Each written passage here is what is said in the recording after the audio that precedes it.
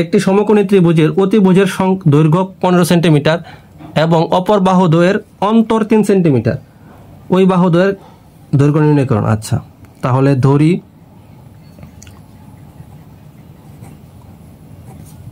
একটি বাহু হচ্ছে এক্স, অপর বাহু হচ্ছে, যেহেতু অন্তর বলছে 3 সেন্টিমিটার, অন্তর মানে কি একটা থেকে আরেকটা 3 সেন্টিমিটার কম, মানে দুটার বিয়োগফল হচ্ছে 3, তার মানে কি একটা থেকে আরেকটা কি হবে 3 সেন্টিমিটার বেশি হবে। বুঝাতে পারছি আমি?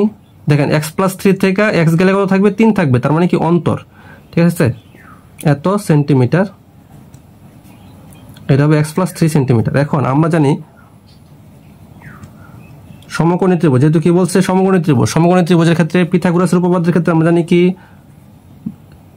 লম্ব স্কয়ার প্লাস ভূমি স্কয়ার সমান হচ্ছে কি অতিভুজ স্কয়ার, ঠিক আছে, পিথাগোরাসের সূত্র। তাহলে এটা এক্স স্কয়ার প্লাস, এটা সূত্র বাঙালি প্লাস বি হোল স্কয়ার সূত্র পড়ছে, A square plus 2ab plus B square সমান হচ্ছে 15 স্কয়ার কত হয় 225। তাহলে এক্স স্কয়ার প্লাস 3 দুগুণে 6x প্লাস হচ্ছে 3 স্কয়ারে 9 ইকুয়াল টু হচ্ছে 225। আচ্ছা, এক্স স্কয়ারে কত হয় 2x square plus 6x plus 9, এই 225টা ছেড়ে নিয়ে আসলে মাইনাস 225 ইকুয়াল টু 0, বা 2x square plus 6x minus 225 থেকে 9 গেলে কত থাকে 216। এখন এটাকে সবগুলো থেকে 2 বাদ দিয়ে দিই, 2 দ্বারা কমন নিয়ে ভাগ করে দিই, তাহলে কত থাকবে x square plus 3x minus 108 equal to 0, মানে 2 দ্বারা ভাগ করে দিলাম।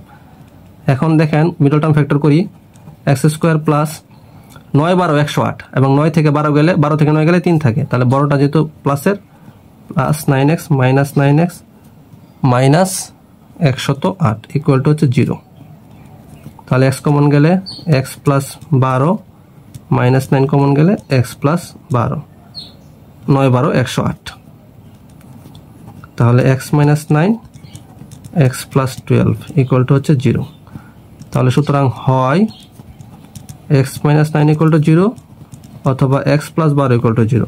তাহলে x ইকুয়াল টু মাইনাস 9 চলে গেলে কি হবে plus 9, x equal to minus 9, যা গ্রহণযোগ্য নয়, মান কখনো মাইনাস হতে পারে না। তাহলে x ইকুয়াল টু 9, তাহলে একটা বাহু হচ্ছে 9, তাহলে অপর